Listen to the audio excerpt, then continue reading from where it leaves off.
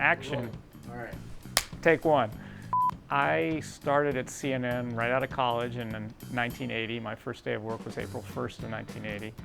I graduated from the University of Georgia 2 weeks before that, and here I am, 34 years later.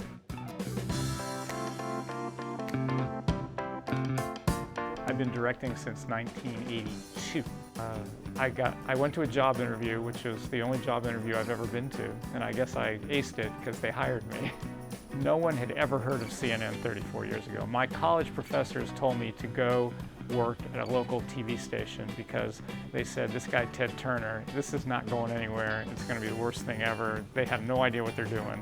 I guess they were wrong. We sign on June 1, and barring satellite problems in the future, we won't be signing off until the world ends. So I often tell people it's one thing when you have a CNN original in your midst. That's the person who's been at CNN since 1980, and through the years there have been fewer and fewer and fewer, and it's really, I think, a badge of honor and pride. I was Brooke's director when she started in October of 2010. All of us would sit in the control room, we would just watch her and go, wow, she's really good. He would let me know how he felt about how I was doing, how CNN was, and there are lots of voices who like to chirp, but you know, I've listened to him through the years. I love him. He is that voice in my ear. When I hear Roger 30 seconds before air, and he'll always say a little something to me, I know it's all gonna be okay. It's just hearing his voice that is calming and reassuring, and I know I have like this awesome co-pilot who's gonna ride with me for 2 hours. He makes me feel like ready to rock 2 hours live on CNN. Get ready, Amanpour is coming up next for our News in North America Newsroom with Brooke Baldwin starts right now.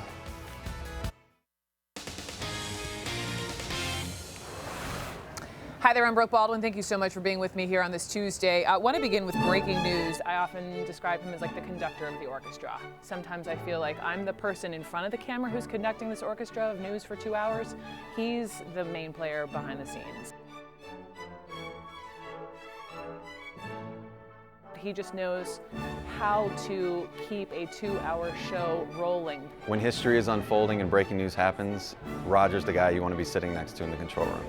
I've been in the hot seat for almost every large historical story in the last 32 years. So I've been here 20 years, and I've spent many hours in the control room with Roger. Over the years, we covered the O.J. trial, the second O.J. trial, the shuttle explosion, hours during the bombing of Baghdad during the Second Gulf War, and there's nobody that I would have rather had next to me making magic happen on television than Roger Strauss. We will miss him. When I tell people I not only have a CNN original, Roger Strauss, directing my show each and every day, I tell them he directed Tiananmen Square. I was in the control room during all of that, and that was probably my most stressful day at work. I'm being told that the government officials are coming into the CNN control room now. I'm sitting there directing in the control room, and there's 3 guys from the Chinese army standing back there in the row behind me. They were carrying machine guns, and you don't often have to direct with people carrying machine guns standing right behind you. Well, Alec was on the phone to Atlanta, and we were trying to extend the broadcast as long as we could. And he was actually negotiating in the control room with those Chinese soldiers and a representative from the Chinese government. All of this while we're doing live TV from the site in China. That was history. That is when CNN said, boom, we're here and we're CNN. So his last day is today when this is airing right now. He's going to tell you did a great job for the last time in your ear right now. What are you going to miss most about Roger? Wow.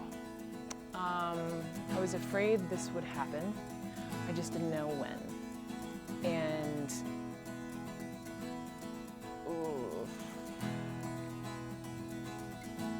I am so happy to be there in person with him because it's so important to me to be there. He is an amazing person. He is a phenomenal journalist. He is a friend, I hope for a long time, and I will throw my arms around him and say, thank you.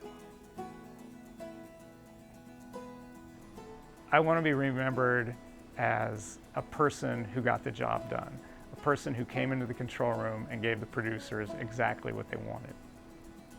It's my last day, but CNN's a lot bigger than just one person, and the network will go on, and I know it's in really good hands.